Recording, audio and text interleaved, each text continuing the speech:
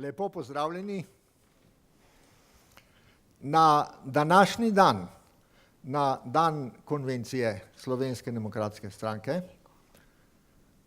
je daljnega leta 1918 prva slovenska vlada določila, da je jezik vseh sodišč slovenski in da je Ljubljana tudi sedež Vrhovnega sodišča.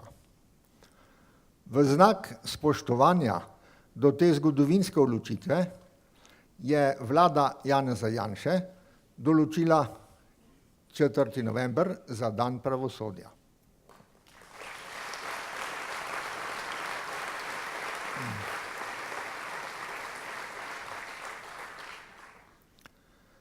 Vendar noben pravosodni sistem ne more delovati, če ne temelji na pravičnosti, če ne zagotavlja pravičnost vsem ljudem, vsem svojim državljanom.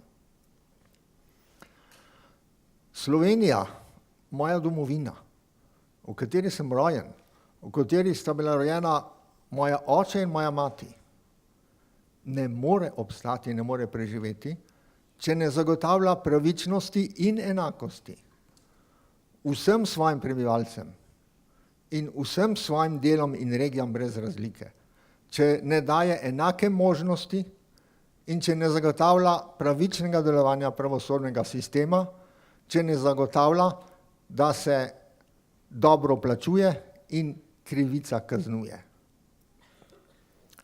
Za vse to se zavzema Slovenska demokratska stranka.